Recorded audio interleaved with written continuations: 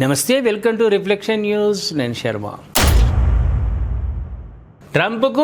Trump జోరుకు కళ్ళెం boxing చేస్తున్నాడు.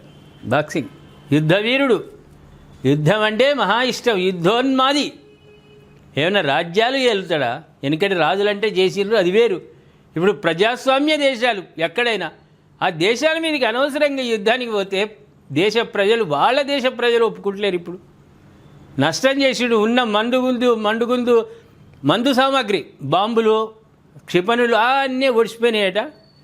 మందుగుండు సామాగ్రి, rifles పోయినాయి, అన్నీ పోయినాయి. మళ్ళీ ఇప్పుడు కావాలి, మళ్ళీ అక్కడ తయారీ కావాలంటే కొన్ని కోట్ల బడ్జెట్, లక్షల కోట్ల బడ్జెట్ కావాలి. ఇప్పుడు ఏం సాధించినావు దీంతో? ట్రంప్ అమెరికాను ఆర్థిక పరంగా అతలాకుతలం చేసి అధపాతాలానికి నొక్కినావు. అమెరికాను ప్రపంచంలో నీ మంచి పేరున్నది ఆయనతో గోవింద అయిపోయాయి.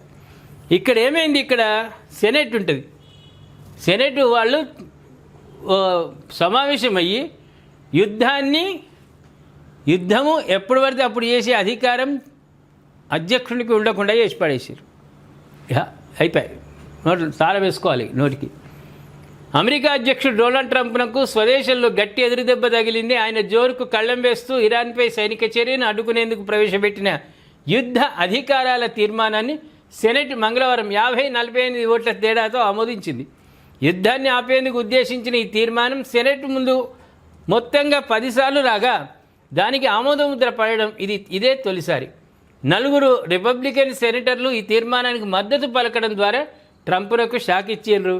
ఇటీవలే ప్రతినిధుల సభ యుద్ధ అధికారుల తీర్మానాన్ని ఆమోదించింది. ఇది చట్టం స్థాయిలో శక్తివంతమైనదేనేమీ కాదు, కానీ ఇరాన్తో యుద్ధం, దానితో ఇటీవల కుదిరిన అవగాహన ఒప్పందం ఎంబీయూపై సెనెట్ ప్రతినిధుల సభలోని చట్టసభ్యులు పెరుగుతున్న అసంతృప్తికి నిదర్శనంగా దీన్ని భావించవచ్చు. అమెరికా దేశ ప్రజల్లో ఈయన మీద విశ్వాసం పోయింది.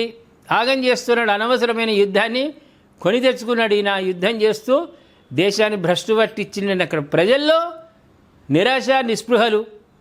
ఇప్పుడు సెనెట్ సభ్యులు కూడా 4 వాళ్ళతో జోడి కుదరటం వల్ల అక్కడ ఏమైందంటే 50 వరకు మెజార్టీ వచ్చి వాళ్ళు ఇచ్చిన తీర్మానం, వాళ్ళు ప్రవేశపెట్టిన తీర్మానం ఆమోదించారు. యుద్ధం చేసే అధికారము అధ్యక్షుడికి ఉండకుండా చేశారు.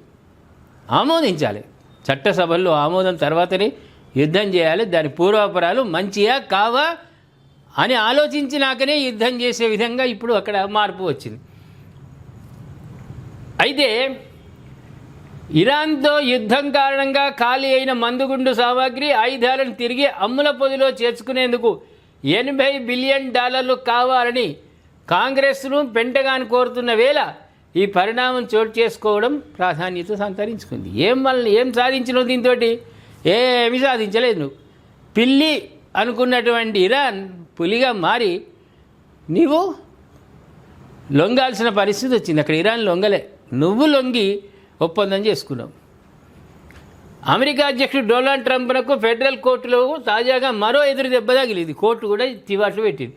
ఓటరుగా నమోదు చేసుకునేందుకు ప్రజలు పౌరసత్వ రుజువు తప్పనిసరిగా చూపాలన్న నిబంధనతో పాటు ఎన్నికలకు సంబంధించి ట్రంప్ జారీ చేసిన కార్యనిర్వాహక ఉత్తర్వుల్లో పలు అంశాలు అమలును ఓ ఫెడరల్ జడ్జి బుధవారం శాశ్వతంగా నిరోధించిండు. ఏడాది క్రితం ఎన్నికల సంస్కరణలకు సంబంధించిన ట్రంప్ ప్రయత్నాలను బోస్టన్లోని డిస్ట్రిక్ట్ కోర్టు న్యాయమూర్తి డేనిస్ కాస్పెర్ తాత్కాలికంగా నిలుపు చేశారు. తాజాగా అధ్యక్షుడి యత్నాలపై శాశ్వత నిషేధం విధించిండు. అక్కడ ఉన్నటువంటి భారతీయులు, ప్రపంచ దేశస్తులు, గ్రీన్ కార్డు హోల్డర్లు ఉన్నా సరే మీరు చిన్న నేరం చేసినా దేశ బహిష్కరణ చేయాలని సుప్రీంకోర్టు నిన్న తీర్పిచ్చింది ట్రంప్నకు అనుకూలంగా. ఆయన చేస్తుంది కూడా అదే. రెండవది, ఇప్పుడు ఆయన పెట్టినటువంటి చట్టం ప్రకారము వాళ్ళు ఓటర్ నమోదే కాకుండా కార్యనిర్వాహకన ఏం చేస్తున్నారు, ఏంటిది, ఇవన్నీ కూడా మొత్తము తెలుసుకున్నాకనే దాని మీద ఆలోచన చేస్తున్నాడు. ఆలోచన చేయాలని కోర్టు తీర్పిచ్చింది. అనవసరంగా వాళ్ళని ఎలగొట్టద్దు. మన దగ్గర లేరా? మన దేశంలో ఎంతమంది లేరు? మనకి ఇబ్బంది కలిగించే వాళ్ళని మనం ఎలగొడుతున్నాం. మనతో సమానంగా ఉండి, మనతో హాయిగా ఉండి, మాట ముచ్చట చేసుకొని మన క్షేమాన్ని కోరుకునేవాడు ఎవడైనా ఉండాలి. కానీ మన చెడు కోరుకునేవాడు ఎవడు ఉండద్దు. అక్కడ పోయిన వాళ్ళు ఏం చెడు చేస్తలేరు అమెరికాకు మేలే చేస్తున్నారు. అయినా స్వదేశీ వాళ్ళే ఉండాలి, విదేశీ వాళ్ళు ఉండొద్దన్న నినాదంతో ట్రంప్ అక్కడ రకరకాల కుయుక్తులు పన్నుతున్నాడు. కాబట్టి దానికి కూడా కోర్టు కూడా కళ్ళెం వేసేసింది. యుద్ధం చేయకుండా సెనేటర్ కళ్ళెం వేస్తే అనవసరంగా ప్రతి వాళ్ళను కూడా దేశ బహిష్కరణ ఏదన్న దాంట్లో కోర్టు కూడా తీర్పిచ్చింది. ఏమంటారు? రాను రాను ఇంకెన్ని ట్రంప్ మెడకు చుట్టుకునేది ఉన్నదో యుద్ధం కారణంగా భవిష్యత్తులో చూద్దాం. ప్రేక్షకులు ఏమంటారు ఈ మార్పును? దయచేసి కామెంట్ రూపంలో తెలియజేయండి. సబ్స్క్రైబ్ చేసుకోండి, షేర్ చేయండి.